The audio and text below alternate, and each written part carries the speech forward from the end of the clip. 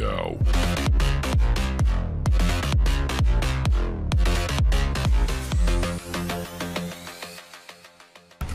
Olá amigo, olá amiga, olá cidadão, olá cidadã. O vídeo de hoje é sobre o controverso Blackview A7.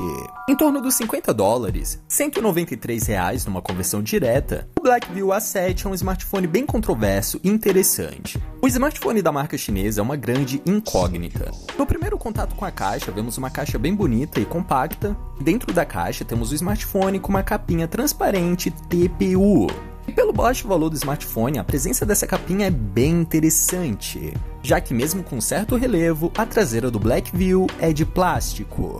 Abrindo a tampa traseira, é interessante que você saiba que esse smartphone vem com lacre na bateria. Então se você tentar ligar ele de primeira e não ligar, ele não está quebrado. Além da bateria, cartão de memória e chips, a tampa traseira esconde o sensor duplo de câmeras da Samsung. Continuando aqui na caixa, vemos manuais, carregador e cabo de dados. O que me chamou a atenção nesse carregador, mesmo sendo de baixa amperagem, é justamente o design e o visual dele, já que a maioria desses smartphones baratos vem com carregadores bem feios. Temos 0.15 amperes de potência, que carregam seu Blackview numa média de 2 horas, e um cabo de dados com uma média de 35 centímetros. Tá longe de ser um dos maiores cabos de dados do mundo, mas é um tamanho bem convincente. Agora em relação ao design do smartphone, na parte frontal temos botões capacitivos muito bem desenhados, fugindo daquele padrão de smartphone chinês. Já na parte traseira temos aquele velho visual copiado do iPhone 7 Plus. Nas laterais temos um aro metalizado, que me deixou em dúvida se realmente era metal ou apenas metalizado. Já na parte de baixo, a entrada USB e o microfone. Na parte traseira inferior temos o alto-falante do smartphone, e na parte superior as câmeras e a entrada P2. Câmeras de 5 e 0.2 megapixels. Para um smartphone para mercados emergentes do ano de 2017, temos um bom conjunto de hardware. Abrindo o CPU-Z aqui, temos um MediaTek com uma GPU de 500 MHz, e além do clock bom da GPU, temos 4 núcleos a 1300 MHz, 28 nanômetros, basicamente o mesmo processador do novo Blackview A20. A GPU Mali 400MP é dual-core com 2 núcleos a 500 MHz e é um processador de 32 bits. A tela com 5 polegadas tem uma média de 320 dpi, que apareceu menos porque eu diminuí a densidade de pixels. Temos um display em resolução HD e no final do vídeo eu falo sobre ele. Ele tem uma comunidade de desenvolvedores ativa, 1 GB de memória RAM e 8 GB de memória interna, porém com entrada para cartão de memória de até 128 GB. O Android é o 7.0 com uma lista interessante de custom ROMs, o SDK é o 24 e o patch é de setembro de 2017. Já em relação ao software do dispositivo, temos poucas modificações no código AOSP do Android puro. Apenas o pack de aplicativos do Google pré-instalado, um gravador de tela, um protetor ocular, e a maioria das modificações desse smartphone é feita justamente nos ícones, tanto nas configurações quanto nas interfaces em si. A interface de configurações tem todos os ícones modificados no formato da Apple, aquele formato quadradinho meio curvo que lembra muito dispositivos iOS. Mesmo com hardware relativamente fraco, a versão 7.0 do Android roda relativamente bem aqui, com um excelente gerenciamento de memória RAM. Palmas para Blackview nesse quesito. Já sobre as configurações do device, temos poucas customizações, como o desbloqueio de gestos e o modo mamão. O desbloqueio de gestos, quando você ativa, você desbloqueia o seu smartphone com gestos personalizados, como dando 2 toques para ativar a tela, ou deslizando no centro, para cima ou para baixo em linha reta. Você pode desenhar um C para abrir a câmera, e tudo isso é acessível com a tela do seu dispositivo desligada. No caso, eu desenhei um C, mas pareceu mais um O. E desenhando um O, você abre a câmera do seu dispositivo. Já desenhando um C, você abre o aplicativo de telefones para fazer as suas ligações normalmente. São atalhos interessantes e úteis no dia a dia, tendo uma modificação que não pesa na interface e se mostra útil. Você pode desenhar um Z também, e no modo de uma mão, é justamente isso que você está imaginando.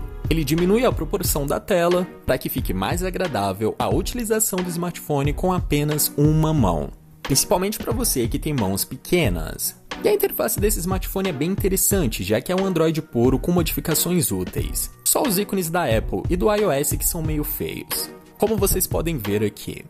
E esses ícones estão em boa parte da interface, até na sua launcher inicial, como você pode ver no ícone de configuração, de câmera e em vários outros a decorrer da sua interface, como telefone e mensagens, por exemplo. Apesar das modificações, como o código é puro, ele roda Launcher 3 e tem rádio FM. Os únicos aplicativos instalados são os do Google e ele tem GPS AGPS. Ao instalar o aplicativo Google Go, a barra de pesquisa já mudou, como vocês podem ver ali na tela inicial, parecida com a do Android One, e nas configurações, eu esperava acessar as configurações da Launcher e acessou as configurações do smartphone. A barra de pesquisa é completamente ligada ao aplicativo do Google, então instalando aplicativos como o Google Go, você pode modificar a barra de pesquisa original do seu smartphone. O smartphone é compatível com o System UI Tuner, uma configuração secreta das versões do Android introduzida na versão 6.0 em 2015, que tem várias funções, como ocultar ícones da sua barra de status, por exemplo. O gerenciamento de memória RAM do smartphone é muito bom, tudo isso graças ao aplicativo DuraSpeed que tem em todos os MediaTeks, e aqui não poderia faltar. Agora falando um pouco sobre o sensor duplo traseiro desse smartphone, como eu falei no início do vídeo, ele é um smartphone muito contraditório. Todas as vezes que você tenta falar mal dele, você é impedido por causa do preço. Ele tem um sensor traseiro da Samsung com abertura f2.4 de 5 megapixels e um sensor auxiliar VGA.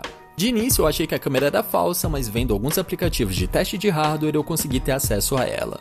Mesmo esse smartphone custando em média de R$ 193, fora os impostos e taxas alfandegárias, ele entrega bons resultados na câmera, ao menos para dispositivos do preço dele, tendo uma câmera com menos megapixels que o Galaxy Grand Prime e entregando uma qualidade melhor. Tudo isso graças à sua abertura melhor de 2.4.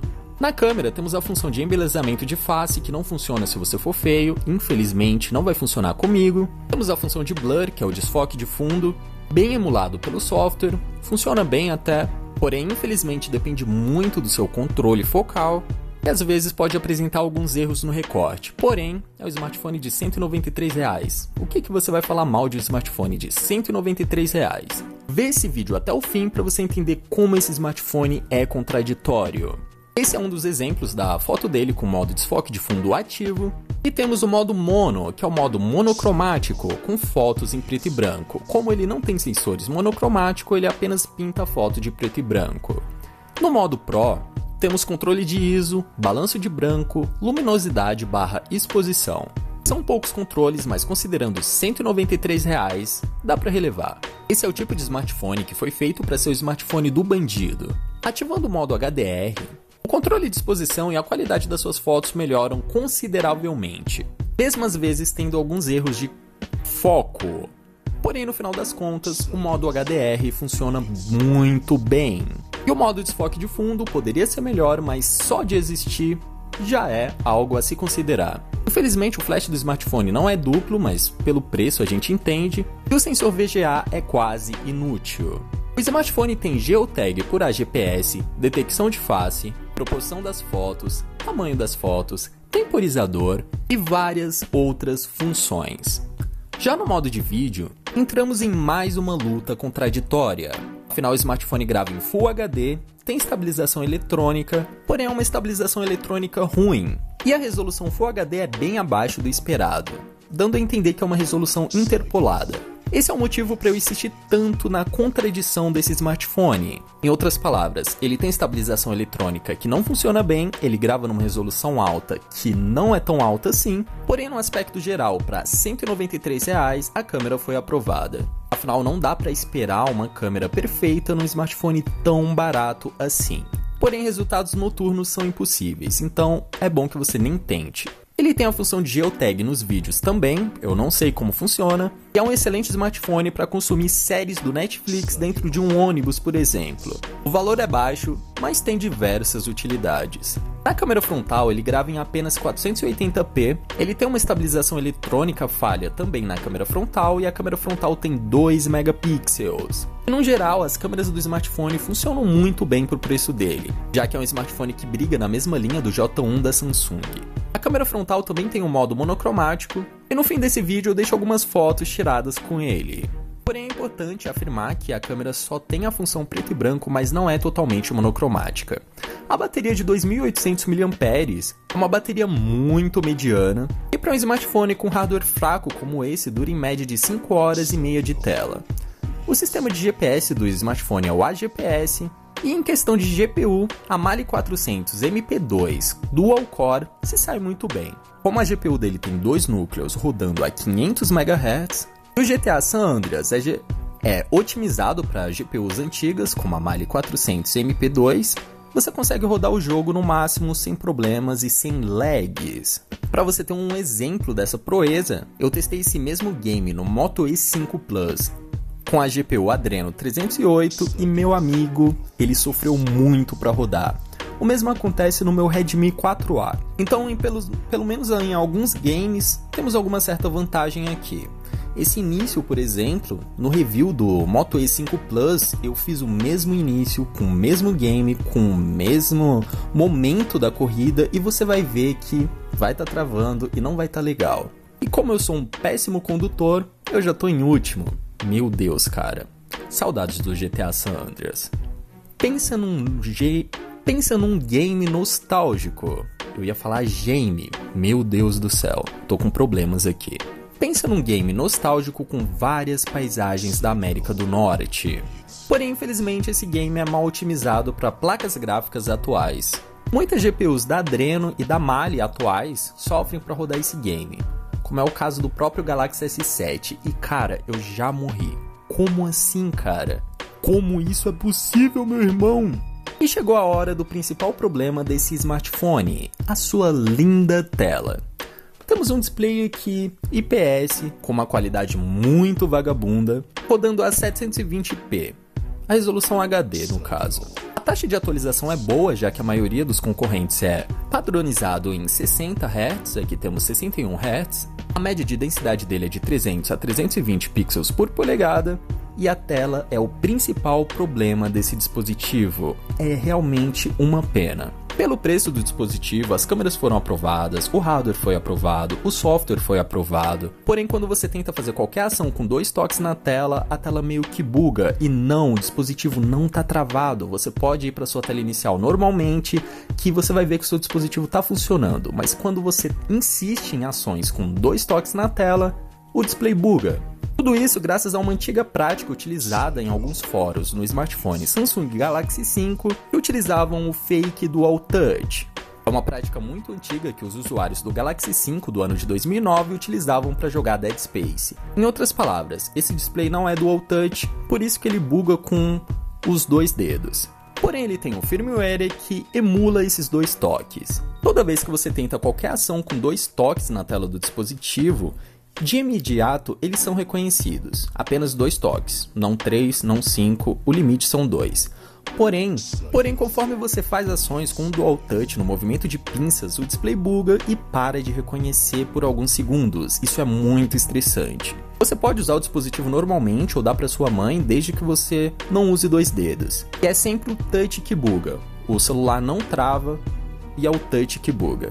Com um dedo, a navegação no dispositivo é bem normal, porém com 2, o touch já começa a travar. Fora que é um display IPS com um péssimo ângulo de visão, cara. Infelizmente, utilizar esse smartphone no sol não é uma boa ideia. Você pode sofrer com movimentos rápidos na tela do dispositivo, principalmente em games, e quando você insistir em utilizar 2 dedos ao mesmo tempo, você vai ver a tela do dispositivo bugando completamente. Games como Free Fire rodam aqui perfeitamente, e o próprio GTA San Andreas, como vocês viram, porém, esse bug aqui complica bastante a jogatina, já que o touch não pode travar no meio da sua missão, onde você precisa matar alguém ou precisa fazer algum tiro e etc. Porém, repetindo, para ser um smartphone para dar para sua mãe, ainda vale um pouco a pena. Ao deslizar com seu dedo pelo método de digitação swipe, você percebe vários bugs no touch, apenas deslizando entre as letras. É realmente muito triste isso. O smartphone apenas suporte um toque por vez e que a tela seja bem zoada. E além de tudo isso, ainda temos mais um problema, que é o problema da retenção de imagem. A retenção, que caso você deixe o seu dispositivo em uma tela só por muito tempo, faz com que os pixels fiquem marcados temporariamente no seu display. Ou seja, o que faz desse smartphone Um dispositivo reprovável é justamente a sua tela, com péssimo ângulo de visão, bugada, com retenção de imagem e com fake dual touch. A retenção de imagem aqui ela é muito rápida. Em outras palavras, em 5 a 10 minutos ela vai sair, porém ela existe. E ela vai marcar sua tela com muita facilidade. Como vocês puderam ver, a parte superior da tela ali estava marcada com uma imagem enquanto o celular ligava. Não fazia muito sentido, já que aquela interface toda ali era para ser preta e estava um cinza muito horrível. Eu tô testando esse smartphone há um bom tempo. Poderia vir aqui, mentir para vocês, fazer vocês comprarem ele, mesmo sendo um dispositivo meio ruim. Tudo isso para ganhar dinheiro e comissão em cima da empresa, porém, eu não vou mentir para vocês. A tela do dispositivo é bugada. E esse dispositivo é mais para servir como um MP3 ou um reprodutor Netflix. As câmeras são interessantes, a interface é interessante, o design em si do dispositivo é interessante, ele tem algumas custom ROMs, tem acesso root, tem TWRP, é um dispositivo para públicos emergentes com alguns problemas, infelizmente. E retenção de imagem e toque bugado, infelizmente não dá para tolerar. Alguns usuários russos falam que ele é melhor que o novo Blackview A20 da mesma marca, por ter uma câmera melhor e um display com resolução melhor e com mais densidade de pixels, e ter absolutamente o mesmo hardware. Porém é isso, jovens. Eu espero que vocês tenham entendido a mensagem do vídeo, entendido os pontos altos e baixos desse smartphone, e fui. E só lembrando vocês que eu não fui taxado nesse smartphone. Paguei apenas R$15 para os correios. Fui! Lembrando vocês que eu não fui taxado nesse smartphone. Paguei apenas R$15 para os correios. Fui!